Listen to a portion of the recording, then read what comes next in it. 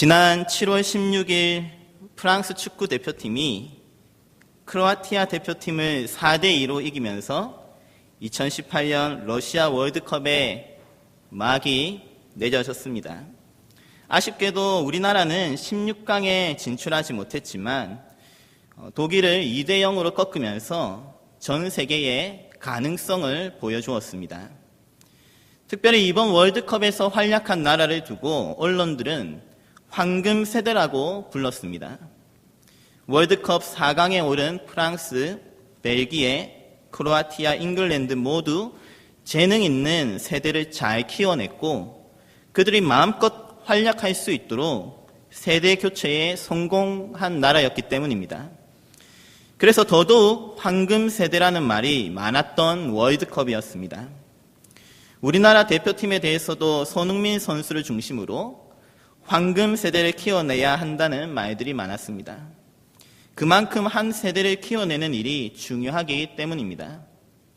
어느 분야에서나 마찬가지입니다. 야구에서도 보면 박찬호 선수부터 조성민, 정민철, 박재홍, 송지만, 염종석 같은 스타 선수들이 대거 출연했던 73년생이라든지 추신수, 이대호, 김태균, 오승환 같이 국내외에서 활약하는 82년생을 두고도 황금 세대라고 부르곤 합니다. 그리고 이런 황금 세대가 대표팀을 이끌어 간다든지 그 분야를 주도해 나가곤 합니다. 교회에서도 마찬가지입니다. 주일학교 때부터 시작해서 교회의 핵심으로 잘 자리 잡은 세대가 있습니다. 특별히 잘 섬기고 활발하게 활동하는 전도회나 주축이 되는 그런 기수가 있습니다. 그렇기 때문에 여름 성경학교나 수련회와 같은 여름 사역을 통해 집중적으로 다음 세대, 그 황금 세대를 세워나가야 합니다. 영적인 황금 세대를 세우는 일이 그만큼 중요합니다.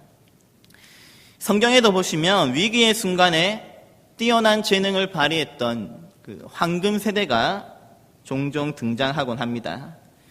바벨론 포로기 시절 다니엘과 세 친구라든지 또 다윗과 요나단의 시대, 그 다윗과 요나단 세대, 그리고 예루살렘을 다시 재건하였던 에스라, 느헤미야 세대, 모두 특별한 시대에 하나님께서 주신 특별한 사명을 감당한 세대입니다. 오늘 신명기를 기록한 모세가 속했던 출애굽 세대도 마찬가지입니다. 그들은 이스라엘을 애굽에서 이끌어낸 세대이고 모세를 비롯해서 아론과 미리암 그리고 여호수아와 갈렙 같은 영적인 슈퍼스타를 배출한 세대입니다. 하지만 그에 비하면 오늘 우리가 신명기에서 살펴볼 세대는 조금 초라해 보입니다. 왜냐하면 그들 중에는 모세나 여호수아와 같이 특출나게 빛나는 재능이 보이지 않기 때문입니다. 신명기 1장 1절을 보시면 신명기를 두고 모세가 아라바 광야에서 이스라엘 무리에게 선포한 말씀이라고 합니다. 이어지는 3절에 40째 해 11째 달 그 달 첫째 날에 기록한 말씀이다 이렇게 하기 때문에 신명기의 말씀을 받은 세대는 곧 지난 40년간 광야에서 자라난 광야 세대입니다. 민수기를 보시면 하나님께서는 이 광야 세대를 그 이전 출애굽 세대와 분명하게 구분하셨습니다. 출애굽기부터 민수기까지 본래 모세가 이집트에서부터 이끌어냈던 출애굽 세대는 사실 끊임없이 원망하며 불평하던 세대였습니다. 특히 민수기 13장의 가나안 정탐 사건에서 그들의 불만은 최고조에 달했습니다. 그리고 이어지는 민수기 14장 1절에 온 회중이 소리를 높여 부르짖으며 백성이 밤새도록 통곡하는 장면이 나옵니다. 가나안 사람들 한번 보고 와서 밤새도록 통곡했다고 합니다. 얼마나 원망했느냐 하면 이어지는 민수기 14장 2절과 3절에 우리가 애굽 땅에서 죽었거나 이 광야에서 죽었으면 좋았을 것을 어찌하여 여호와가 우리를 그 땅으로 인도하여 가나안 땅에 인도하여 칼에 쓰러지게 하려 하는가?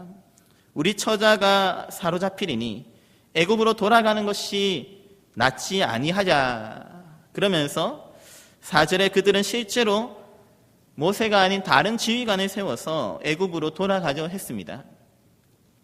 그러자 민수기 14장 29절에 하나님께서 작정하시기를 너희 시체가 이 광야에 엎드러질 것이라.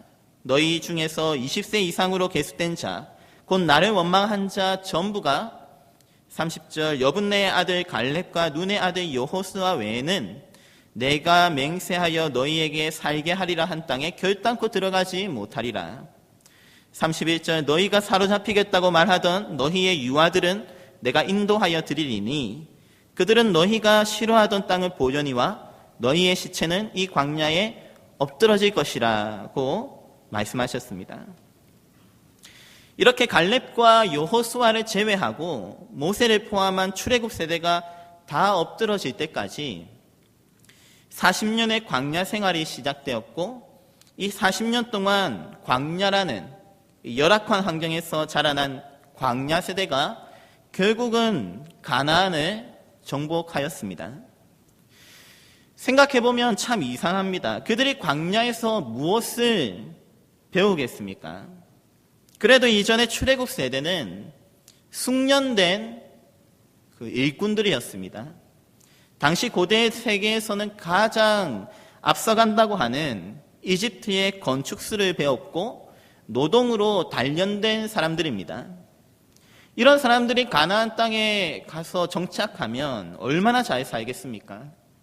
집을 지어도 금방 지을 것이고 식량을 저장할 창고라든지 이집트에 있을 때처럼 대형 건물도 아주 잘 지어 나갔을 겁니다. 뿐만 아니라 이집트의 농경술이라든지 나일강에서 물을 끌어오는 기술이라든지 벽돌 굽는 기술은 말할 것도 없고 이전에 이집트에서 배운 다양한 기술과 학문을 활용한다면 가나안에 정착하는 데 있어서 그들만큼 적합한 세대가 어디 있을까 싶습니다. 그들이 만약 가나안 땅에 들어갔다면 제2의 이집트라든지 좌우지간 이집트식 신도시를 잘 지었을 겁니다. 하지만 정작 이 출애굽 세대는 가나안에 들어가지 못했습니다. 하나님께서는 이집트의 학문과 농경술과 건축술을 가진 출애굽 세대가 아니라 그저 광야에서 천막을 치고 가축을 기른다든지 물을 찾아서 돌아다니거나 우물을 파는 일밖에 해본 적이 없는 광야 세대에게 가나안을 정복하는 일을 맡기셨습니다. 아무리 생각해도 이해하기 힘든 결정입니다. 이해하기 힘든 선택입니다. 왜 하나님께서는 재능 있는 출애굽 세대, 모세와 아론과 여호수아와 갈렙을 배출한 황금 세대를 사용하지 않으시고 열악한 환경에서 자란 광야 세대를 사용하셨을까요? 실제로 가나안 사람들을 맞닥뜨리는 장면을 보시면 이전에 이집트가 10가지 재앙으로 철저하게 망하고 홍해에서 수많은 이집트 군대가 전멸하는 놀라운 기적과 같은 모습을 지켜보았던 출애굽 세대는 가나안을 정탐하면서 가나안 사람들을 두려워했습니다. 하지만 이상하게도 광야 세대는 그들을 두려워하지 않았습니다. 여호수아서를 보시면 그들은 도망가기는커녕 거대한 아낙 자손이든 누구든 큰 성이든 작은 성이든 싸우러 나가라고 하면 그저 순종하는 마음으로 용감하게 나가서 싸웠습니다. 도대체 그런 용기가 어디서 나오는 걸까요? 광야 생활을 하던 사람들입니다. 제대로 된 무기나 갑옷이 갖추어지지도 않았을 겁니다. 하지만 여호수아 11장에 하솔 왕 야빈의 군대를 보시면 이 가나안 군대는 말과 병거를 갖춘 정규군이었습니다. 출애굽 당시 홍해를 따라 쫓아오던 그 이집트 군대와 비교해도 결코 밀리지 않을 정도입니다. 그런데도 광야 세대는 도망가지 않고 아주 열심히 싸웠습니다. 그저 믿음으로 순종하면서 싸웠습니다. 그렇게 순종으로 요단강을 건넜고 믿음으로 순종으로 여리고 성도 무너뜨렸습니다. 더 놀라운 점은 그들 사이에 분쟁이 없었다는 점입니다. 40년간 집 없이 살던 떠돌아다니던 세대입니다. 그러면 보통 우리 생각에는 가나안 땅을 분배받을 때 어느 정도 욕심을 부릴 만도 합니다. 내가 싸워서 이렇게 땅을 얻었는데 내가 그래도 조금 더 좋은 땅을 가져야지. 이런 생각은 다 할 수 있잖아요. 그런데 여호수아서에서 보시면 그들은 그저 나누어 주는 대로 가서 살았습니다. 생각해보면 가나안 땅이 다 같은 땅이 아닙니다. 산지도 있고 평야도 있고, 우리도 보면 서울이라고 해도 다 같은 서울이 아니라고 합니다. 그렇죠? 한강이 보인다든지, 강 북쪽에 있는지 강 남쪽에 있는지, 근처에 어떤 좋은 건물이 있는지, 또 좋은 학교가 있는지, 이런저런 지형에 따라서 가치가 달라집니다. 그렇게 치면 가나안 땅 중에서도 모두가 탐낼 만한 지역, 특별히 강을 끼고 있거나 기름진 땅이 있는, 누구나 탐낼 만한 그런 땅이 있을 텐데 그들 중에 손익 계산을 따지거나 불평하는 사람이 아무도 없었습니다. 오히려 조금 열악해 보이는 곳에서도 그들이 가는 곳이라면 개발이 일어나고 살만한 환경으로 바뀌는 겁니다. 만약 그들 마음 가운데서 순종하는 마음이 없었다면 열악한 환경을 개발하고 변화시켜 나가기보다는 좋은 땅을 차지하기 위해서 다투고 속이고 그렇게 욕심을 부렸을 겁니다. 그렇게 좋은 땅을 차지하고자 다투는 일에 힘과 에너지를 낭비했을 겁니다. 하지만 그들은 순종하는 마음으로 그렇게 욕심을 부릴 에너지를 자신이 받은 땅을 일구고 만들어가는 데 사용합니다. 순종하는 마음으로 황무지를 살만한 땅으로 가꾸어 나갔습니다. 도대체 이런 저력이 어디서 나오는 걸까요? 그들이 가는 곳이 왜 이렇게 변하는 걸까요? 오늘 본문 2절에 보시면 모세가 가나안 땅을 앞두고 이 광야 세대를 향해서 내 하나님 여호와께서 이 40년 동안에 내게 광야길을 걷게 하신 것을 기억하라고 합니다. 언제 기억하라고 합니까? 1절에 너희가 살고 번성하고 여호와께서 너희의 조상들에게 맹세하신 땅에 들어가서 그것을 차지하리라. 그리하면 그렇게 가나안 땅을 차지했을 때 그때도 광야의 생활을 기억하라는 말입니다. 땅도 있고 집도 있지만 없었을 때, 힘들었을 때 하나님을 의지하면서 기도하면서 나아갔던 때를 잊지 말라고 합니다. 흔히 광야 생활이란 만만치 않습니다. 어떻게 보면 기억하고 싶지 않은 생활이기도 합니다. 고생했던 기억, 서러웠던 기억, 사실은 다 그냥 기억하고 싶지 않은 그런 부분이죠. 지난 40년의 광야 생활을 다시 하라고 하면 누가 하겠습니까?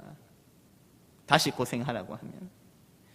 그런데 모세는 기억하라고 합니다. 왜냐하면 3절에 너를 낮추시며 너를 줄이게 하시며 또 너도 알지 못하며 내 조상들도 알지 못하던 만나를 내게 먹이신 것은 사람이 떡으로만 사는 것이 아니요 여호와의 입에서 나오는 모든 말씀으로 사는 줄을 내가 알게 하려 함이라. 예, 유명한 말씀이죠. 마태복음 4장 4절에 예수님께서도 이 말씀을 인용하십니다. 예수께서 대답하여 이르시되 기록되었으되 사람이 떡으로만 살 것이 아니요 하나님의 입으로부터 나오는 모든 말씀으로 살 것이라 하였느니라. 이렇게 예수님께서도 동일하게 40일 동안 광야에서 시험 받으실 때 이 신명기 8장 3절의 말씀으로 마귀의 시험을 물리치셨습니다. 따라서 이 광야 생활은 신명기를 기록한 모세와 그리고 그 말씀을 받은 광야 세대는 물론이고 예수님께서도 이어가신 엄청난 믿음의 유산인 줄로 믿으시기 바랍니다. 사람이 떡으로만 사는 것이 아니라는 사실. 아무것도 없어도 거기서 어디 구할 수 있는 양식도 없고 열매도 없고 아무것도 없는 이 광야에서도 하나님의 약속을 말씀을 믿고 나아갈 때 하나님이 은혜로 만나를 주셨다는 사실. 하나님의 약속의 말씀으로 사는 줄 알게 하는 시간, 순종으로 사는 방법을 배우는 장소가 바로 광야입니다. 오늘 본문 4절에 이 40년 동안 그들이 무엇을 배웠습니까? 이 40년 동안에 내 의복이 헤어지지 아니하였고 내 발이 부르트지 아니하였느니라. 40년을 아무것도 없는 광야에서 생활하였음에도 불구하고 하나님께서 지켜주셨고 먹여주셨고 필요한 음식과 의복을 다 채워주셨다는 경험. 이런 광야의 유산을 가지고 있기 때문에 그들은 가나안 땅에서도 거침없이 순종하였습니다. 왜냐하면 하나님의 말씀대로 살면, 하나님의 말씀대로 순종하면 다 채워주신다는 믿음과 확신이 있었기 때문입니다. 40년 동안 몸소 배우고 체험했기에 1, 2년 간혹 가다가 한 번 체험하는 그런 것이 아니라 40년 동안이나 몸소 배우면서 체험했기에 그들의 믿음은 가나안 땅에서도 변함이 없었습니다. 이제는 광야 생활을 벗어나 집도 있고 땅도 있고 살만한데도 불구하고 여호수아서 24장 31절을 보시면 이 가나안의 문화와 우상에 빠지지 않고 그들은 끝까지 여호와를 잘 섬겼다고 합니다. 안타까운 점은 광야 세대 이후 사사기 시대가 되면서 이스라엘이 완전히 망가진다는 점입니다. 사사기 2장 10절에 그 세대의 사람도 다 그 조상들에게 돌아갔고 광야 세대가 다 지나가고 나서 그 후에 일어난 다른 세대는 여호와를 알지 못하며 여호와께서 이스라엘을 위하여 행하신 일도 알지 못하였더라. 그래서 가나안 세대는 광야 세대와 다르게 가나안의 문화와 우상에 젖어들었고 심지어는 자기가 물려받은 땅과 재산 다 이방민족에게 빼앗기고 옛날 이집트에 살 때처럼 여러 이방민족들의 노예가 되고 말았습니다. 왜냐하면 그들은 광야를 모르는 세대이기 때문입니다. 그것도 그럴 것이 40년 동안 광야 생활을 경험하고 훈련받은 광야 세대만큼 훈련받은 세대는 이전에는 물론이고 이후에도 나타나지 않았습니다. 그런 면에서 광야의 훈련이 전무하다시피 했던 이 사사기 세대가 무너지는 것은 너무나 당연합니다. 아무런 의지할 것이 없어도 오로지 하나님께서 채워주시는 은혜, 하나님께서 주시는 만나를 경험한 세대, 하나님의 은혜가 없이는 살아갈 수 없음을 아는 세대와 하나님의 은혜를 모르는 세대는 너무나 다릅니다. 조금만 시험이 와도 하나님의 말씀에 순종하고 믿음으로 나아가기보다는 자기의 실력을 의지하다가 넘어지고 하나님께서 허락하신 정도에 만족하지 못하고 더 많은 욕심을 부리다가 그렇게 하나님께서 주신 땅도 다 빼앗기고 말았습니다. 그렇게 보면 실제로 우리가 물려줄 수 있는 재산이나 눈에 보이는 물질이 중요한 것이 아니라 물질적인 유산이 중요한 것이 아니라 광야의 유산, 눈에 보이지 않는 유산, 믿음의 유산이 얼마나 대단한지 모릅니다. 광야 세대는 은혜를 아는 사람들이기에 주신 것에 만족하고 그것에 맞추어서 잘 가꾸고 말씀대로 개발하고 그 땅을 잘 지키며 살았습니다. 더 욕심을 부리고자 풍요를 약속하는 그들이 왜 우상숭배에 빠지냐면 가나안의 신들이 모두 풍요를 약속하기 때문입니다. 다산의 신이고 또 이렇게 천둥의 신이고 농경사회에서 곡식이 많이 나도록 하는 풍류의 신이 가나안 신이었기 때문에 그들은 더 많은 욕심을 가지고 있어서 가나안의 신에게도 엎드릴 정도로 그런 욕심을 가지면서 살았습니다. 하지만 광야 세대는 그렇지 않죠. 풍요를 약속하는 우상에게 절하지 않았고 기근이 와도 순종하면서 버텨나가면서 믿음을 지켜나갑니다. 그들이 40년 동안 그렇게 살았기 때문입니다. 그래서 모세는 오늘 이 광야의 유산이 얼마나 가치 있는지 알기 때문에 오늘 그들에게 이 광야를 기억하고 가르치라고 강조합니다. 너를 낮추시며 너를 시험하사 내 마음이 어떠한지 그 명령을 지키는지 지키지 않는지 훈련했던 이 시간을 잊지 말라고 합니다. 가나안에 정착해서도 믿음으로 순종하는 훈련이 계속해서 필요하다고 전하고 있습니다. 그래서 심지어 신명기 16장 13절에 보시면 너희 타작마당과 포도주 틀에 소출을 거두어 들인 후에 그 가나안 땅에서 소출을 거두어 들인 후에 1회 동안 초막절을 지키라고까지 합니다. 마치 아무런 소출이 없이 하나님께서 주시는 만나에 의지하며 살던 광야 생활 때와 같이 일주일간 초막에 살면서 광야 생활을 기억하라 합니다. 그래서 유대인들은 지금도 매년마다 초막절을 지내면서 광야의 생활을 다음 세대에 전수하고 있습니다. 지금도 계속해서 광야 세대를 세워나가는 중입니다. 무서운 민족이죠. 그게 바로 유대인들의 힘입니다. 그래서 유대인들이 가는 곳이라면 사막에도 도시가 생기고 가는 곳마다 번성해 나갈 수밖에 없습니다. 신약시대 교회를 세우는 일도 마찬가지입니다. 사도행전 7장 38절을 보시면 스데반이 모세와 함께 출애굽한 이스라엘 공동체, 광야에서 훈련받은 이 공동체를 두고 광야교회라고 합니다. 그리고 사도행전 8장 1절에 그가 죽임을 당한 후에 예루살렘 교회에는 큰 박해가 있어서 마치 광야로 내몰리듯이 자신의 집과 모든 것들을 내어놓고 전혀 새로운 곳으로, 정해지지 않은 곳으로 다 흩어져야 했습니다. 그리고 광야에서 빌립은 에티오피아 내시에게 복음을 전하였고, 역시 사도행전 9장에 광야에 내몰리듯이 다메섹으로 가는 길에서 바울은 시적을 읽고 예수님을 만났습니다. 앞서 마태복음 4장 1절에서 예수님께서도 성령에 이끌려 시험을 받으러 광야에 나가셨고, 요한계시록 17장 3절에 사도 요한은 곧 성령으로 나를 데리고 광야로 가니라고 합니다. 성령님께서는 신약 시대에도 지금도 마찬가지로 계속해서 우리를 광야로 이끄시는 분이십니다. 왜냐하면 이 광야의 가치를 아는 분이기 때문입니다.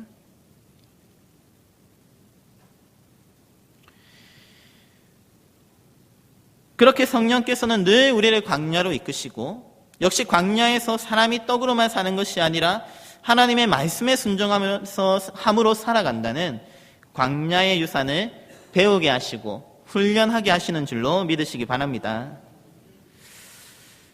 그렇다면 오늘날 여러분들과 저에게 이 광야의 유산이 있습니까? 지금도 이 광야 가운데 훈련받고 계십니까? 때때로 광야 생활이 마치 징계와 같이 마음 아프게, 가슴 아프게 다가오기도 합니다. 힘들잖아요. 힘드니까. 부족하고 서럽고 힘들게 다가오는 게, 마음 아프게 다가오는 게 당연합니다. 하지만 오늘 5절 말씀에 사람이 그 아들을 징계함 같이 내 하나님 여호와께서 너를 징계하시는 줄 마음에 생각하고, 6절에 계속해서 그 길을 따라가며 그를 경외할 때 7절 내 하나님 여호와께서 너를 아름다운 땅에 이르게 하신다라고 약속하십니다. 오늘 함께 읽지는 않았지만 계속해서 이어지는 신명기 8장 뒤의 구절을 보시면 15절에 너를 인도하여 그 광대하고 위험한 광야 곧 불뱀과 전갈이 있고 물이 없는 건조한 땅을 지나게 하셨으며 또 너를 위하여 단단한 반석에서 물을 내셨으며 16절 우리 다 같이 한번 읽어볼까요? 8장 16절입니다. 시작. 내 조상들도 알지 못하던 만나를 광야에서 내게 먹이셨나니 이는 다 너를 낮추시며 너를 시험하사 마침내 내게 복을 주려 하심이었느니라. 아멘. 하나님께서 이 광야 생활을 주시는 이유가 무엇입니까? 다 너를 낮추시며 너를 시험하사 마침내 내게 무엇을 주려 하심이라? 복을 주려 하심이라. 할렐루야. 복을 주기 위해서 우리에게 이와 같은 고난과 광야의 생활을 주시는 것을 꼭 믿으시기 바랍니다. 오늘 말씀 7절부터 10절까지도 하나님께서 아름다운 땅, 그 땅은 모자람이 없고 부족함이 없는 땅이라 합니다. 옥토를 주셨으므로 말미암아 그를 찬송하리라, 이렇게 약속하셨습니다. 오늘날 광야를 걸어가는 여러분들과 저에게도 동일한 은혜가 있을 줄 믿습니다. 그러므로 무엇보다 이 보석 같은 광야의 유산을 지키며 또한 이 믿음의 유산을 우리 자녀들에게 물려줄 수 있는 여러분들과 제가 될 수 있기를 간절히 바랍니다. 그렇게 해야 우리 다음 세대도 흔들리지 않습니다. 비록 시간이 걸리더라도 실패하더라도 그들에게 이 광야의 유산이 있다면 그들은 다시 믿음으로 일어설 수 있습니다. 그들에게 광야의 유산이 있다면, 그들이 하나님의 은혜를 안다면 부족해도 감사하게 되고 성공하고 풍족해지더라도 교만해지지 않습니다.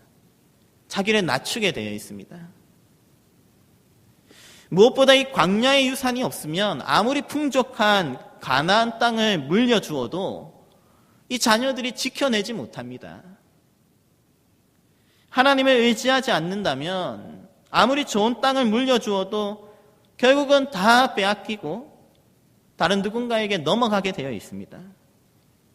재물을 주어도 다 날려먹는 겁니다. 하지만 광야의 유산을 물려준다면 광야에서 만난 하나님, 불뱀과 정갈로부터 지키시고 마른 땅에서 물을 내시고 만나로 먹이시는 은혜의 하나님을 만난다면 내가 우리 자녀들에게 물려줄 땅이 없어도, 물려줄 재산 하나도 없어도 그들이 요단강을 넘어서 새로운 가나안 땅을 정복하는 줄 믿으시기 바랍니다. 세상과 맞서 싸우고 이겨나갈 힘과 용기를 가지게 됩니다. 특별히 또 계속 8장을 이어서 쭉 보시면 18절 말씀에 이런 말씀이 있습니다. 신명기 8장 18절 말씀인데요. 내 하나님 여호와를 기억하라. 그 앞에까지 광야에서 만난 하나님에 대해서 전해주시고, 그리고 내 하나님, 다시 말해 광야에서 만난 이 하나님을 기억한다면 불뱀과 정갈로부터 지키시고 마른 땅에서 물을 내시고 만나로 먹이셨던 광야의 하나님을 기억한다면 그가 내게 무엇을 주신다고 합니까? 재물 얻는 능력을 주신다라고 합니다. 재물을 주는 것보다, 돈을 주는 것보다 재물 얻는 능력을 주는 것이 훨씬 더 유익합니다. 그렇잖아요?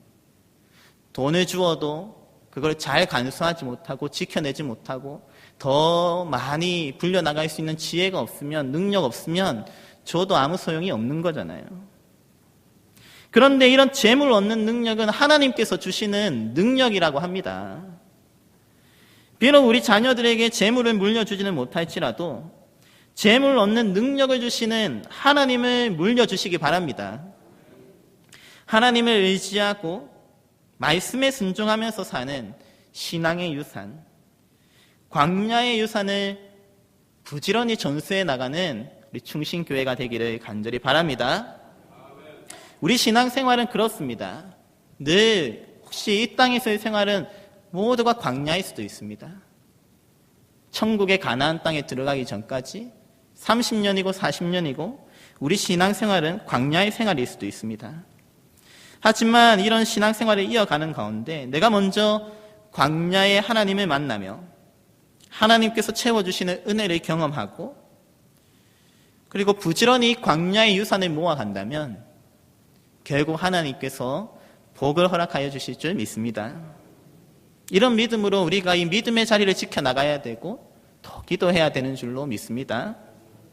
이번 성경학교와 단기 선교를 비롯해서 수련회에 이르는 모든 여름 사역이 가정과 또 교회가 연합하여서 이 귀한 영적인 유산, 광야의 유산, 은혜의 유산을 물려줄 수 있는 복된 시간이 되기를 간절히 바라고 축복합니다.